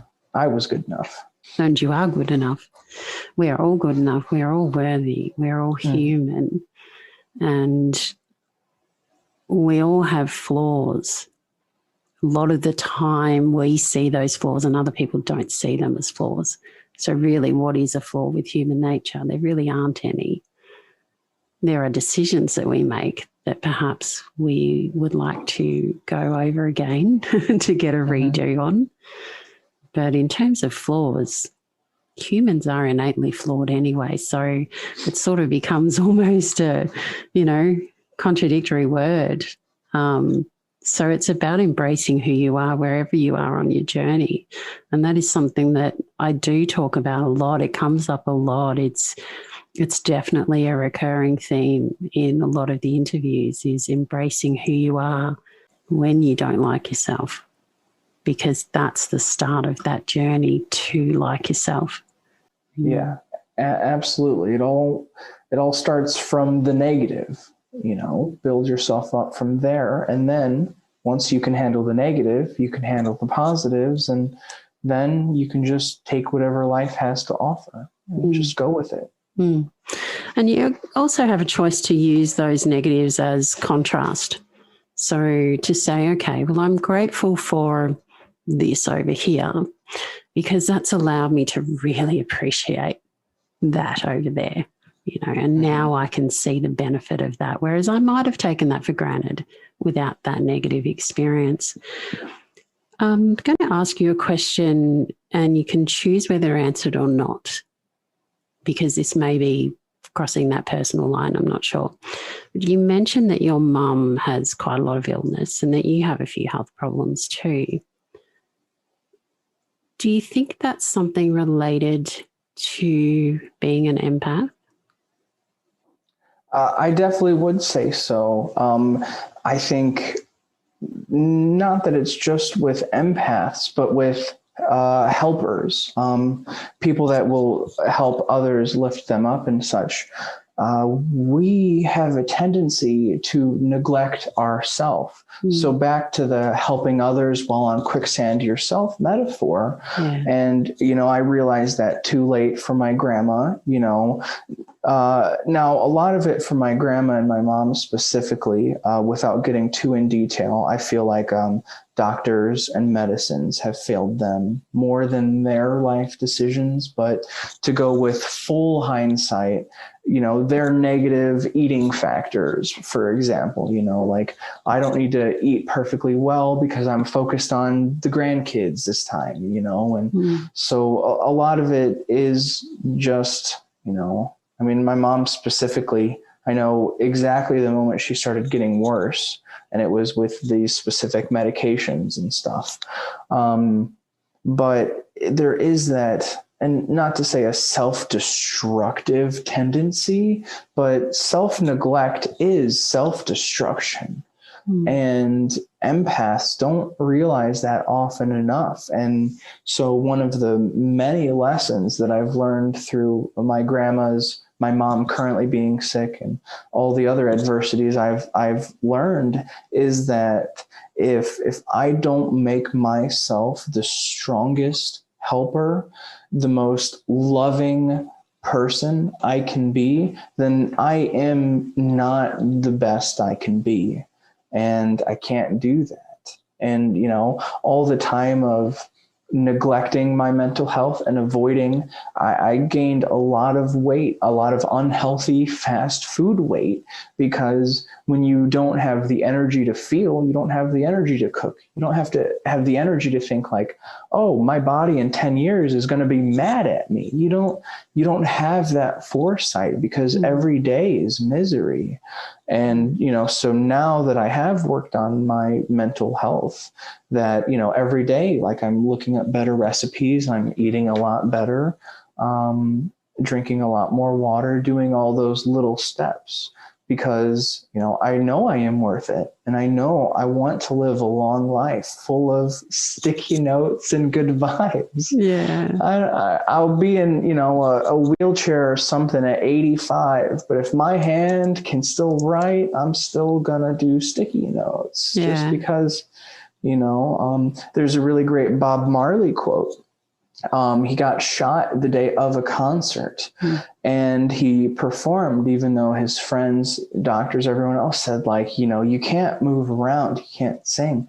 And he said something that, I summarize as evil doesn't take a day off, so how can I? And, not that I want to embody the self-destructive, like, he probably broke an organ or something by doing that, so he neglected himself. But to use that without sacrificing myself is so very true, and if I'm not alive and healthy for a long enough time, then how many people will I be unable to help because of my now decisions? So that's where my mind is at. Very insightful, Tim. And I thank you for coming on here and being transparent and talking about your journey. And I thank you for authentically telling us you're still on this journey. And that's something that I love, because I think it's important, again, to reiterate, we're all human. We have ups and downs, and we can have some times in our lives where we're doing fantastic and, if things don't bother us, there's always going to be something that comes along the way that will change that for a period of time. And it is about understanding how we can get through these things, and we can ask for help to the right people, to the people that are going to be in tune with how we are asking for help and into what to give us, what it is that we need. And I think that your work that you're doing as well, a lot of people who are in that state of being homeless, and like you said, sometimes this is like again and again and again, really are not connecting to themselves and not connecting to that hope that might be available. And as somebody who's gone through a lot of that disconnection, I think there's a lot that you have to offer. Like going back to that story with the gentleman with the cigarette, even just understanding that simple act of kindness can start to help him to understand what love is and that he matters, and that in that process you're also reaffirming that you matter. That's a beautiful thing to do. Yeah.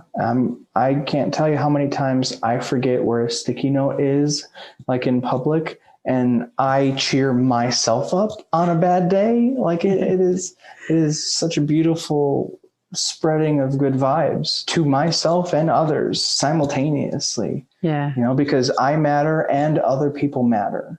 Yeah. In no particular order. We all matter. Yeah, we do. And if you get to that point where you're 80 something and if you can't write your sticky notes, I feel that there'll be somebody who will write them for you, somebody who you can tell that will write them for you, because I feel that this is a lot bigger than you. Mm-hmm.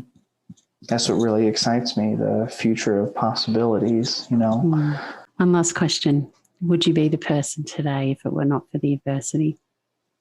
No, I definitely wouldn't be the same person at all.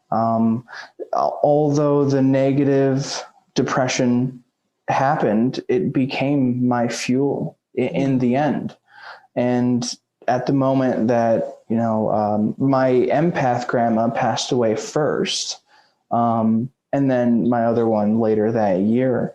But the passing of my empath grandma, it was a bit of closure, now that her body's finally in peace. It gave me a lot more clarity than I ever thought. And the life lesson that her passing instilled in me was,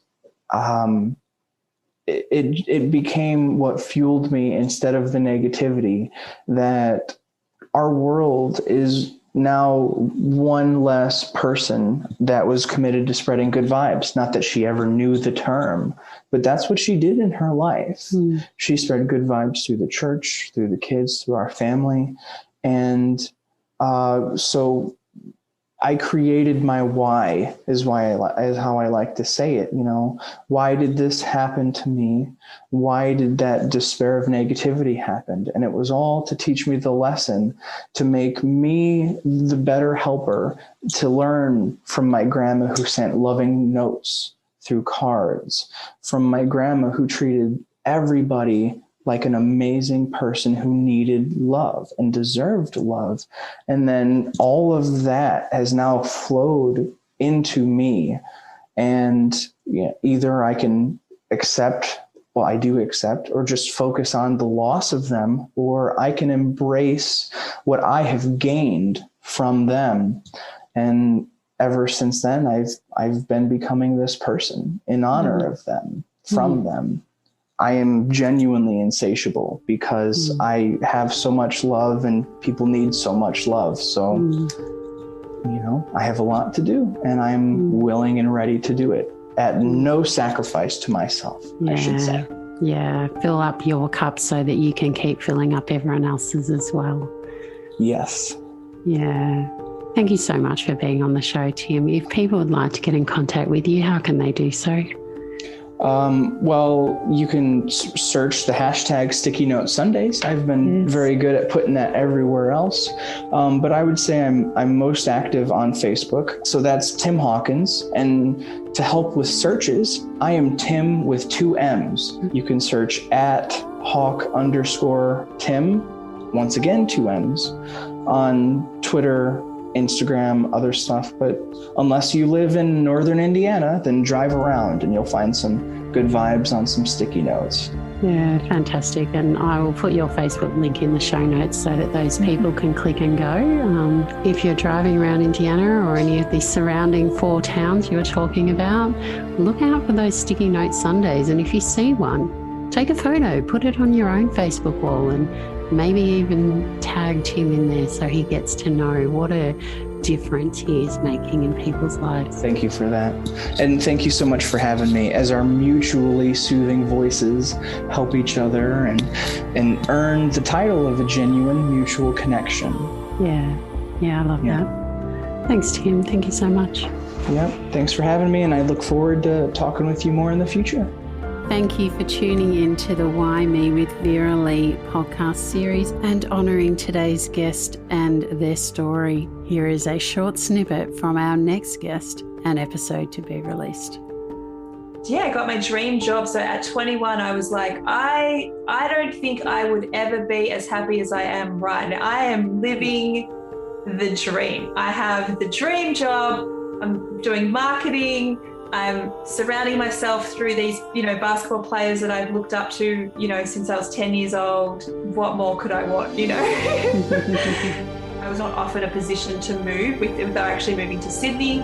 So I guess that was the first little bump in the road, but I didn't really see that as a catastrophic thing. That was just like a bit of a sidestep for me.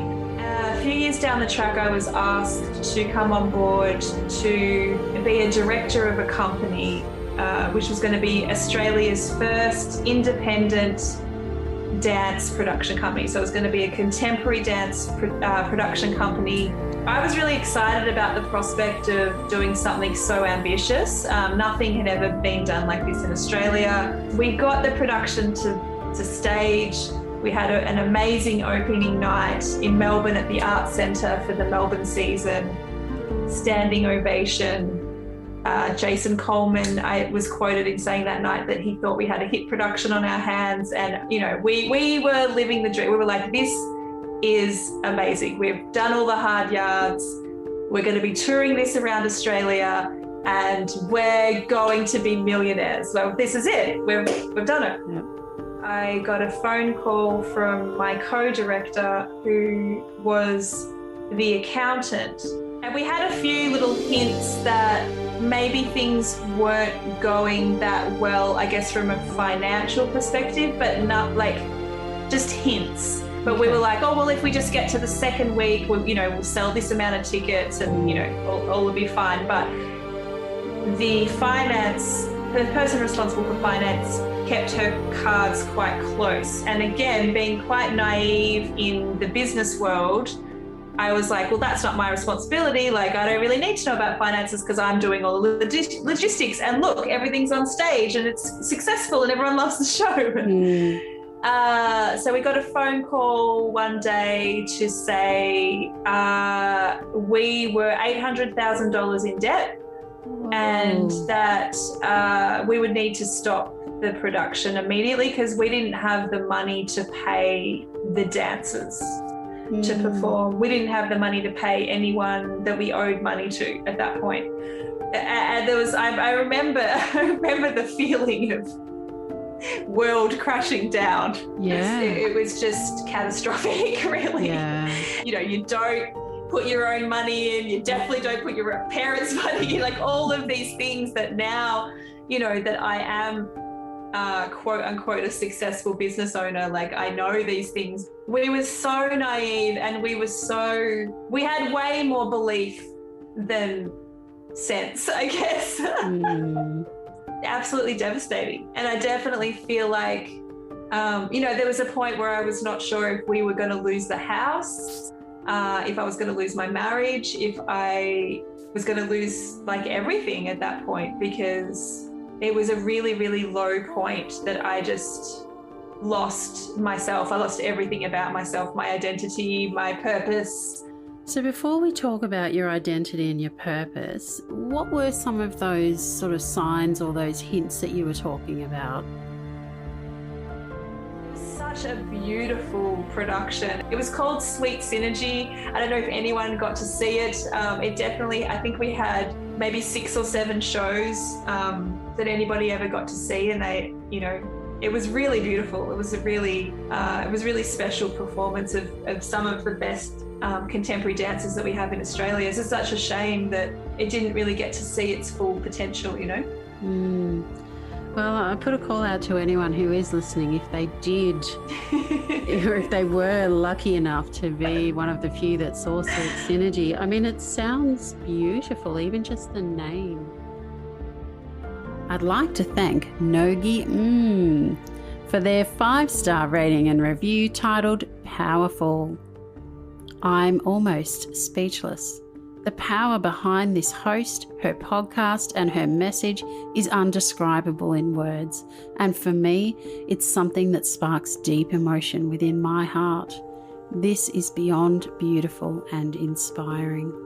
I'd like to personally thank you for leaving your feedback in the form of a rating and review so that other people who come across this podcast have the opportunity to tune in and gain value that you yourself have gained from these stories, from these guests, and from the WhyMe movement that is behind the WhyMe podcast to inspire, connect, and empower you.